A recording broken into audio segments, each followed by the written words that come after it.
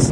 ரொம்ப நாள் கழிச்சு வராமல் போகிறீங்களா? ஒன்றும் இல்லை, ஒரு சின்ன வன்மம் தான் கட்டிட்டு போகலாம். ஒன்றும் இல்லை கைஸ், ஜந்தார் மந்தர்னு சொல்லிட்டு நியூ டெல்லியில் ஒரு ப்ராடக்ட் நடந்துச்சு. எதுக்காக பார்த்தீங்கன்னா, நீட் எக்ஸாம் பேப்பர் வந்து லீக் ஆயிடுச்சு அப்படின்னு சொல்லிட்டு தர்மேந்திர பிரதான்னு சொல்லிட்டு ஒரு மினிஸ்டர் இருக்காரு. அவரால் தான் இது லீக் ஆயிடுச்சு அப்படின்னு சொல்லிட்டு அவரை ராஜினாமா செய்யணும் அப்படின்னு ஸ்டூடெண்ட்ஸ்லேருந்து நிறைய பேர் போராட்டம் பண்ணி அப்புறம் போலீஸ் அவங்கள அடித்து பெரிய பிரச்சனையாச்சு. அதுக்கு எல்லா ஸ்டேட்ல இருந்துமே சப்போர்ட்டும் கொடுத்தாங்க. தமிழ்நாட்டில் இருந்தும் நிறைய பேர் ஸ்டோரி போட்டாங்க, ஸ்டேட்டஸ் வச்சாங்க.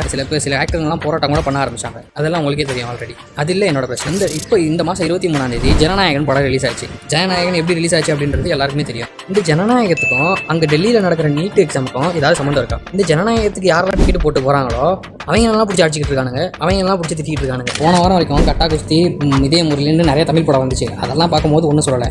ஏன் இப்போ இனிமே பாருங்களேன், 31 ஸ்பைடர்மேனு, அப்புறம் லோகேஷ் கனகராஜோட ஒரு படம் வந்து டிசின்னு ஒரு படம் வருது. அதுக்கும் போவாங்க.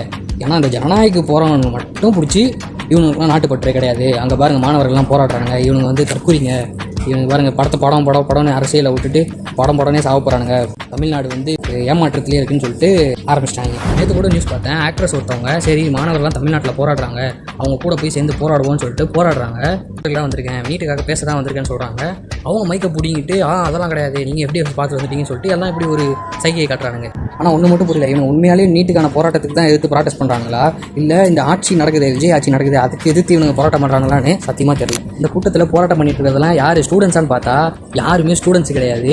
இதுக்கு முன்னாடி ஆட்சி பண்ண டிஎம்கேவும் அப்புறம் டிஎம்கேவோட செல்ல பிள்ளைங்க ஐஎம் ப்ரௌட் கொத்தூஸ்னு சொல்லி தெரியுறாங்க பார்த்தீங்களா, அவங்களும் தான். இன்னும் விஜய் வந்து குரல் கொடுக்கவே இல்லை இந்த விஷயத்துக்கு. அவர் அமைதியாக இருக்காரு அப்படின்னு சொல்லிட்டு இப்படி தான் அவரை வீட்டை விட்டு வெளியில் வரலன்னாங்க. அவர் வந்தார், அப்புறம் என்ன ஆச்சுன்னு உங்களுக்கு எல்லாருக்கும் தெரியும். அது மாதிரி பேசலை நாங்கள் சட்டமன்றத்தில் பேசினார், இப்படி ஒரு சைகெல்லாம் காமிச்சாரு. அதுக்கு என்ன பண்ணானுங்கன்னு தெரியும். சும்மா இருக்க ஆளை ஏதாவது சொல்லி பேச வச்சிடறானுங்க. அப்புறம் இப்படி பேசிட்டாரு அப்படி பேசிட்டாருன்னா அதுக்கும் வேற பக்காது இருப்பானுங்க. இதே முதல்வர் தான் ராகுல் காந்தி அரெஸ்ட் பண்ணும்போது அதுக்கு கண்டனம் தெரிவிச்சிருந்தாரு. அதெல்லாம் இவனுக்கு தெரியாது. ஒரு போராட்டம் நடந்துட்டு இருக்கும்போது சினிமாவுக்கு போகிறது என்ன பெரிய குத்தமா? அது அப்படியே பெரிய குற்றமாகவே இருந்தாலும் போன வருஷம் தமிழ்நாட்டில் போராட்டம் நடந்துச்சு. தூய்மை பணியாளர்கள்லாம் போராட்டம் பண்ணும்போது போன வருஷம் ஆட்சியில் இருந்தவர் கூலி படத்துக்கு போயிருந்தார்.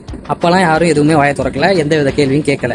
ஆனால் இப்போ இருக்க ஆட்சியில் தான் இவர் இது பண்ண மாட்டாரு. இப்போ இருக்க முதல்வரும் சரி, அவரை ஃபாலோ பண்ணுறவங்க சரி, எல்லாம் வந்து தற்கூரின்ட்டு ஒரே கதறல் சவுண்டாக தான் இருக்குது. ஏன்னா என்டர்டைன்மெண்ட் வேற, போராட்டம் பண்ணுறது வேறன்றது இவங்களுக்கு சத்தியமாக புரியுதா என்னன்னு கூட தெரியல. இன்னொன்று, டெல்லியில் நடந்த அந்த ப்ராட்டஸ்ட் வந்து நீட்டை ரத்து பண்ணுங்க, நீட்டே எங்களுக்கு வேணாம் அப்படின்னு சொல்கிற ஒரு ப்ராட்டஸ்டே கிடையாது. அந்த மினிஸ்டர் ராஜினாமா செய்ய சொல்லுங்கன்னு சொல்லிட்டு தான் அங்கே போராட்டம் பண்ணுறாங்க. ஆனால் இங்கே இருக்கவனுங்க இதை எப்படி டெவலப் பண்ணுறாங்கன்னா, அவங்க நீட்டுக்காக தான் போராடுறாங்க, நம்மளும் போராடணும் அப்படின்னு சொல்லிட்டு இன்றைக்கி நிறைய பேர் கொடியை பிடிச்சி திரியிறானுங்க.